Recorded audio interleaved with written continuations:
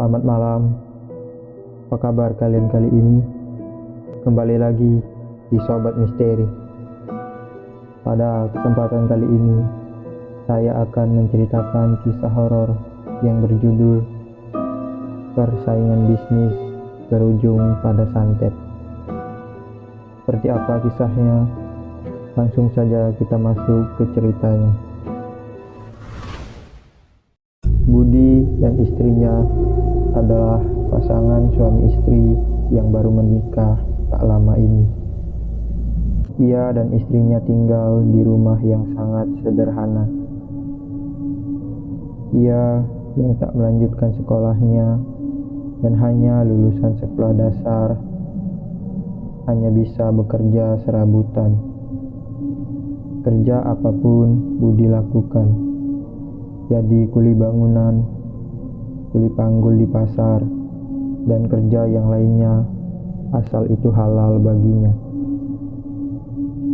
Lalu, setahun kemudian, istrinya melahirkan anak dan ia merasa senang dengan kehadiran buah hati yang ia inginkan dalam pernikahannya.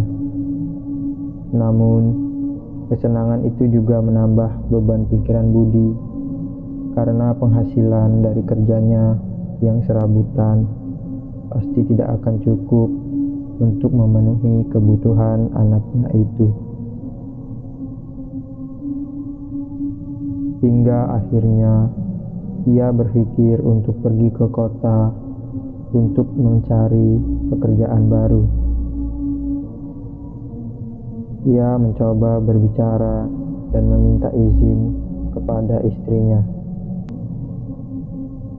"Dek, Mas mau ke kota ya untuk cari kerja. Mas rasa dengan pekerjaan yang tidak tentu ini pasti kebutuhan anak kita tidak tercukupi." "Rasanya juga begitu, Mas. Tapi apakah sudah pasti di kota nanti dapat pekerjaan yang lebih baik?"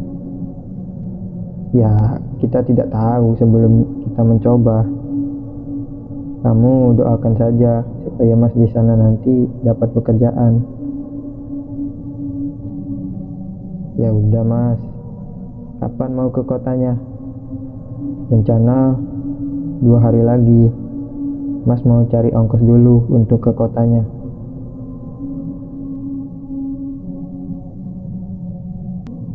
Setelah 2 hari itu, Budi rasa ongkosnya sudah cukup. Berangkatlah ia ke kota.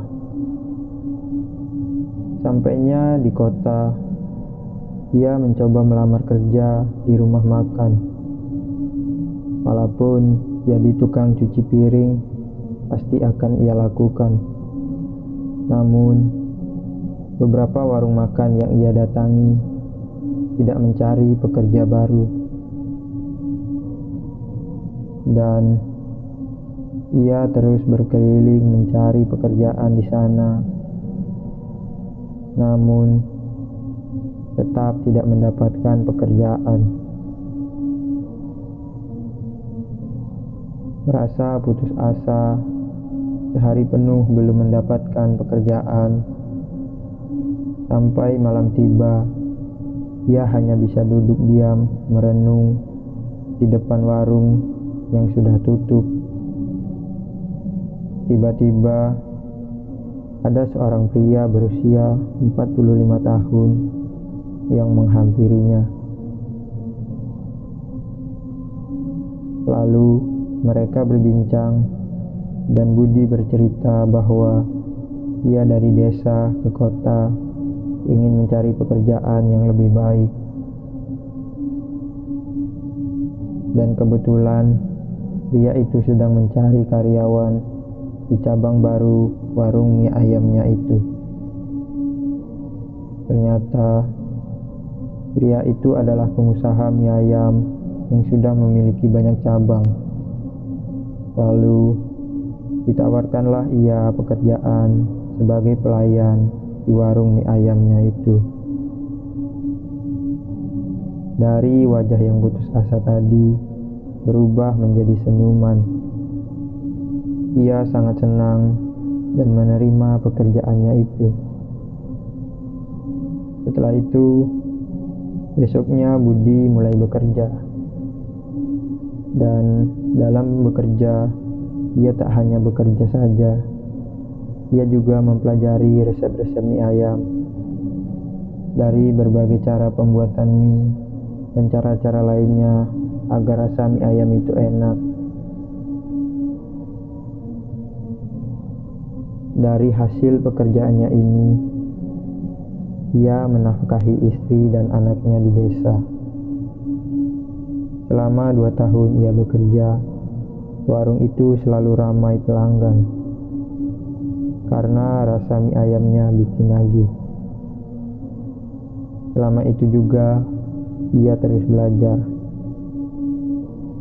1 bulan setelahnya, ia merasa rindu dengan istrinya dan ingin melihat sebesar apa anaknya sekarang. Lalu Budi memutuskan untuk pulang kampung karena rasa rindunya yang sudah tak tertahankan. Lalu ia meminta izin untuk pulang dengan bosnya di sana. Singkat cerita, pulanglah Budi ke kampung dan sampai di kampung halamannya.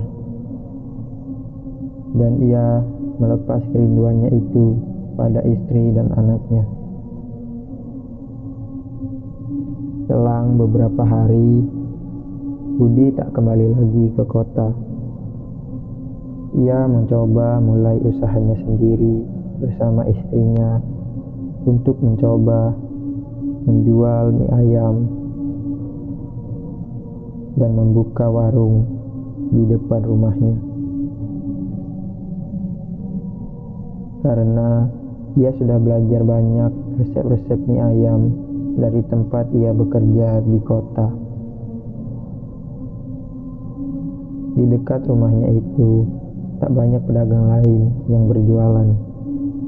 Hanya ada 2 atau 3 warung makan sederhana dan ada 1 warung yang menjual mie ayam. Singkatnya, mulailah Budi menjual mie ayam di depan rumahnya. Awalnya, mie ayam itu tidak banyak pelanggan. Namun, seiring waktu berjalan, pembeli mengetahui mie ayam itu rasanya enak. Kemudian, mie ayam itu banyak yang membeli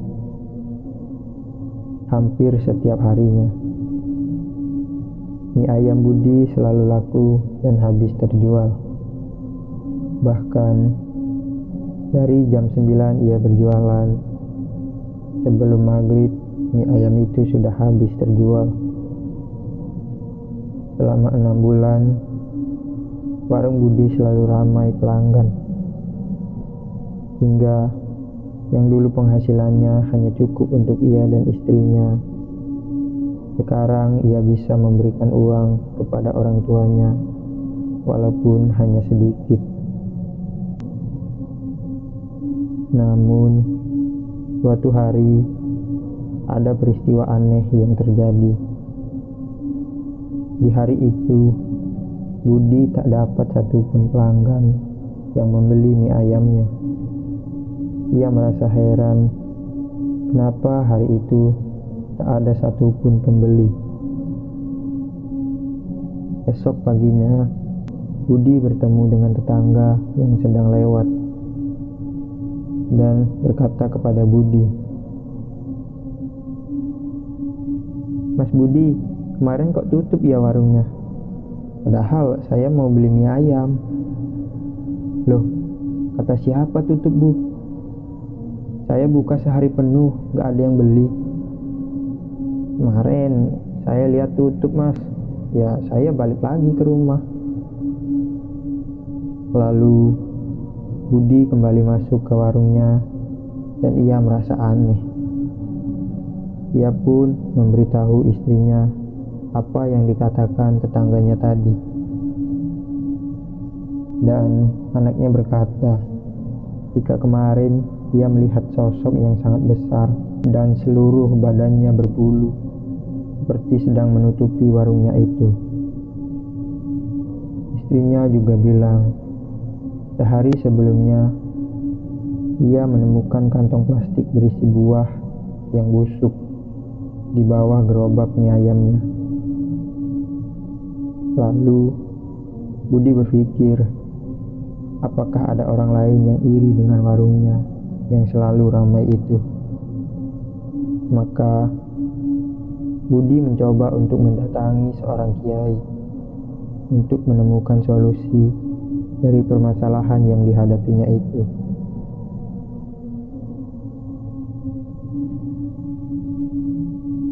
Pak Kiai, saya kesini ingin meminta bantuan.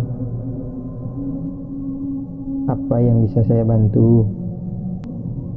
Saya ingin tahu apa yang sebenarnya terjadi dengan warung saya. Para tetangga bilang kalau warung saya itu tutup, padahal sudah jelas saya membukanya. Kamu tenang saja, jawab kiai itu singkat. Tak lama, kiai itu memberikan amalan untuk menampik segala hal buruk yang menimpa dirinya baru-baru ini.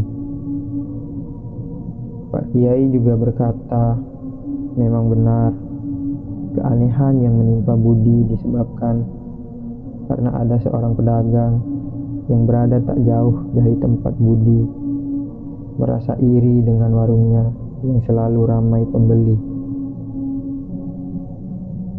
Dia juga melakukan pesugihan. Sosok besar yang dilihat anakmu itu adalah sosok yang ia kirim agar warungmu sepi.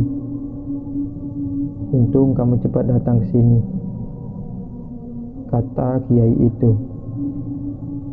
Mendengar penjelasan Pak Kiai, Budi merasa kaget dan hanya mangut-mangut. Ia tak menyangka hanya karena persaingan bisnis yang kecil saja seseorang bisa melakukan hal jahat seperti itu. Apabila Budi tak datang selang seminggu dari kejadian itu, kata Pak Kiai, ia bisa saja jatuh sakit, bahkan sampai kehilangan nyawa. Lalu Budi bersama Pak Kiai itu menuju warung mie ayam Budi untuk mencoba mengusir sosok besar itu. Singkat cerita, Pak Kiai berhasil mengusir sosok besar itu dari warung Budi. Dan Budi merasa beruntung masih bisa menyelamatkan nyawanya, serta warung Budi kini kembali normal seperti biasanya yang ramai pembeli. Namun, 4 hari setelah kejadian itu, ia mendapat kabar jika ada seorang pedagang di dekatnya yang meninggal dengan keadaan mata melotot dan mulut menganga. Diduga meninggalnya karena ia melakukan pesugihan. Dan Budi akhirnya tahu siapa yang mencoba mencelakakan dirinya dengan mengirim sosok itu di warungnya.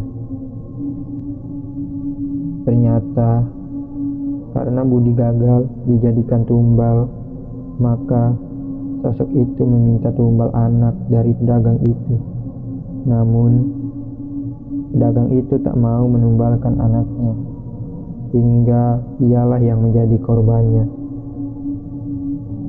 Dan kisah ini pun selesai. Bagaimana menurut kalian dengan cerita ini? Intinya, dalam berbisnis atau membangun usaha pasti akan selalu ada persaingan. Maka bersainglah dengan cara yang baik dan selalu berdoa agar diberi kelancaran dan kemudahan, bukan malah menggunakan cara yang jahat demi mencapai tujuan, dan pada akhirnya kejahatan itu balik pada diri kita sendiri.